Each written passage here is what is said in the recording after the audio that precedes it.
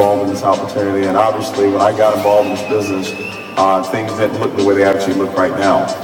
And I'll go all the way back. I was born here in the States, but I grew up in Nigeria, and my mom always wanted a better life for us. And we came here in 1993, and I was 10 years old when we came.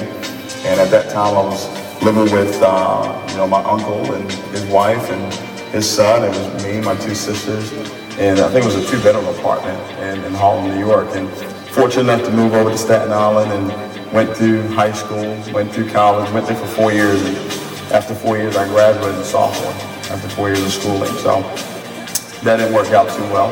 And got involved in this industry of network marketing at the age of 21 and failed for the first 4.5 years, didn't have any success. Throughout the whole time, I was living with my father, on a twin bed, and didn't really have a whole lot of money. And I knew that something needed to change. I knew something had to happen to my life. At 20 years old, I'm very fortunate to have little Kayla Michelle. And that was my burning desire. That was my reason for being successful in this business. I didn't really have a choice because I knew that I needed to make a better life for her, just like what my mom did for us. And over a short period of time in this company, we were able to come over and really do some great things with this opportunity. Hello, welcome to the house with Vidoes. Come on in.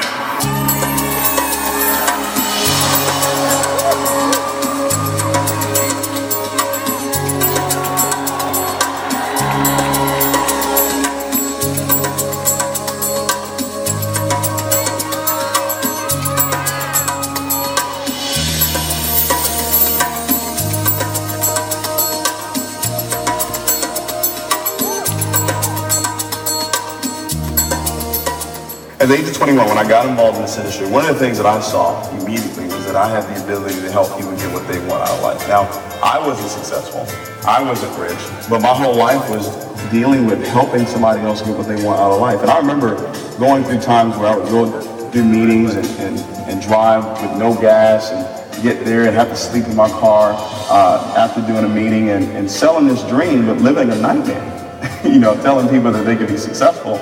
And I wasn't successful, but I just had that vision. I just had that goal in my mind that I was going to get there. And then I had some big reasons. I had a life, to take care of. So I knew that regardless of what was going to take place, I had to make it happen. And, even living with my dad, he was very supportive and, was really, really there for me. Gave me a roof over my head. That was my bedroom right there. There were times where, if I was locked out of the house, I would climb, get the ladder from the back and climb up through this door right here to get to my bedroom.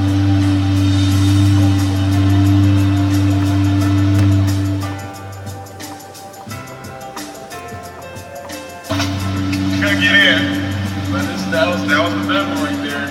Man used to be up against this window right here, and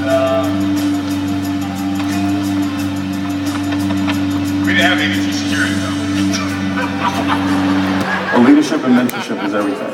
And my life completely changed when I had a chance to meet my mentor, Mr. Holton Buds, because now I had a chance to see what it actually looked like to be a multi-millionaire. I'd heard of it, I'd seen people from the stage, but I'd never had a personal relationship with anybody that had that type of success.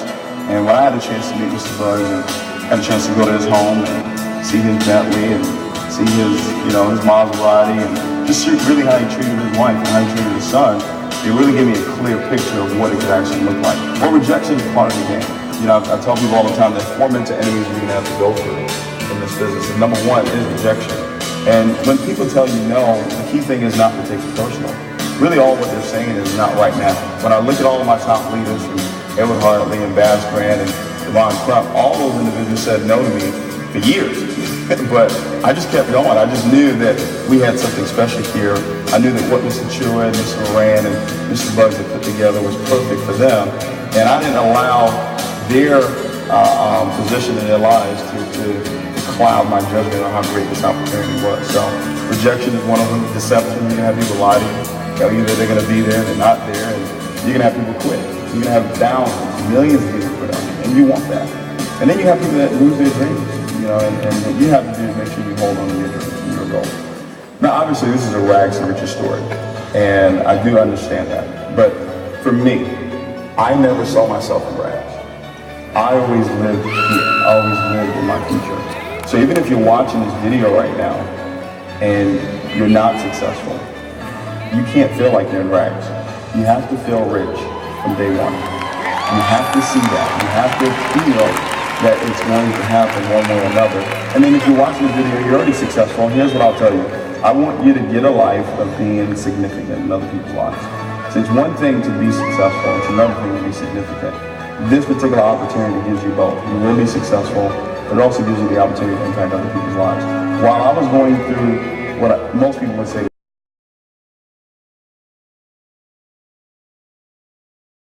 of getting to where it is that I wanted to go, but I always had that vision, held that vision in my mind. Wow. That I was going. So I didn't care what was going on in my life. Oh! If I can give any advice to anybody who's watching this video right now, the very first thing I would say is start to design exactly what it is that you want for your life. One of the things that I've learned from Mr. Bugs is that you don't get what you want out of life, you get what you picture. What I want you to do is start gathering some pictures. Start writing down some goals that you want for your life. Whether it's this year or for the next 5 years or for the next 10 years, start predicting your life. I believe that you'll live a longer life if you have a purpose. Everything that you say must not come back void. So when you write down a purpose for your life, that is extending your life, because you can't leave this earth until your purpose is finished. And it's so important for you to walk out of this convention knowing exactly what it is that you want. And then realize what it is that you have to sacrifice. What do I have to let go? What relationships do I have to let go? What negative ways of thinking do I have to let go? The sacrifices that you must make.